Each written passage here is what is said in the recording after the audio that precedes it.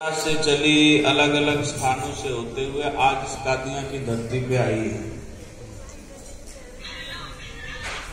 विचार यही है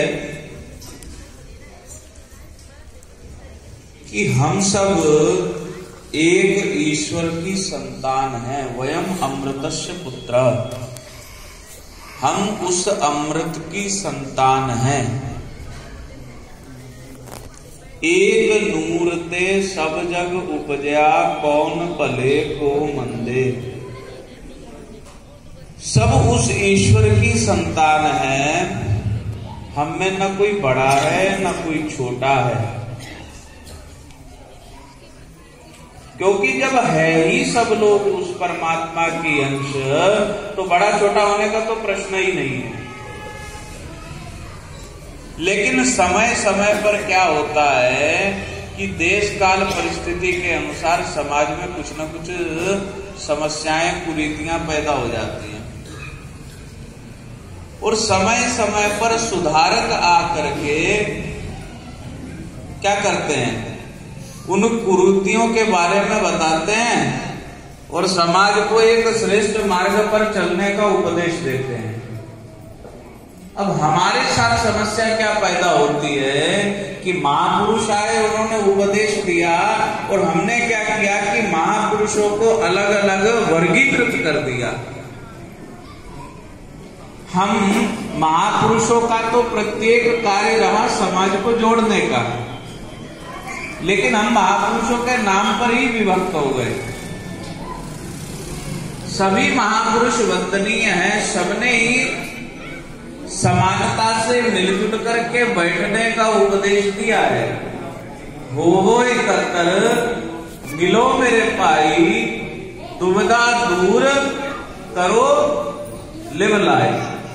हर नाम में की हो जोड़ी, गुरमुख बैसो सभा विषय।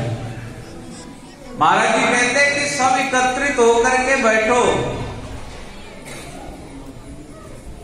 गुरु ग्रंथ साहब महाराज जी की हम दर्शन करते हैं तो जरा गुरु ग्रंथ साहब के स्वरूप का चिंतन करें आप। गुरु ग्रंथ साहब महाराज के अंदर 6 गुरुओं की वाणी है। 6 गुरुओं की वाणी है और अलग अलग जाति, बिरादरी, मत, संप्रदाय में पैदा हुए, प्रकट हुए, अवतरित हुए महापुरुषों की वाणी है। अब बाबा फरीद साहब एक सूफी संत है, पाकपट्टन से हैं। जयदेव जी कुलीन ब्राह्मण हैं, बंगाल से है। अलग अलग जातियों में उत्पन्न महात्मा जब हम गुरु ग्रंथ साहब महाराज के स्वरूप में देखते हैं, अब एक कल्पना करो वो दृश्य कितना सुंदर है। 4 गुरसिख, 15 महापुरुष, 11 भट्ट और 6 गुरु साहिबान की सम्मिलित वाणी श्री गुरु ग्रंथ साहब में है। अब वो अलग अलग संप्रदायों से है। अगर कबीर के राग निर्गुण हैं,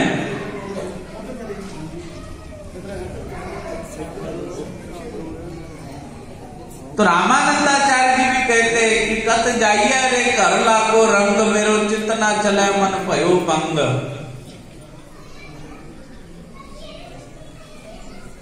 कितना सुंदर दृश्य है कि श्री गुरु ग्रंथ साहब महाराज जी के स्वरूप में भारत की समस्त संप्रदायों के प्रतिनिधि एक समान समादर बैठे हैं। तो जो श्री गुरु ग्रंथ साहब महाराज जी के अंदर सांझीवालता है, गुरु ग्रंथ साहब महाराज में कौन सा ऐसा विषय है जो नहीं लिया गया? कौन सा ऐसा विषय है?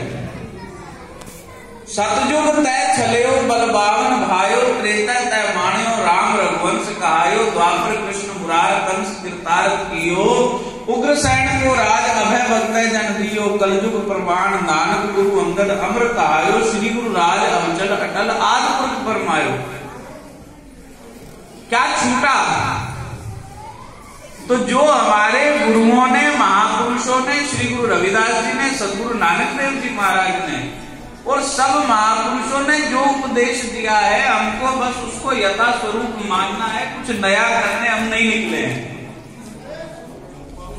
हम अपने महापुरुषों द्वारा रचित वाणी को, महापुरुषों द्वारा दिए उपदेश को यथार्थ रूप में मानने लगे, समझने लगे, तो ये समाज उस स्वरूप को प्राप्त होगा जिस स्वरूप की कल्पना सदगुरु रविदास महाराज जी ने अपनी वाणी में की।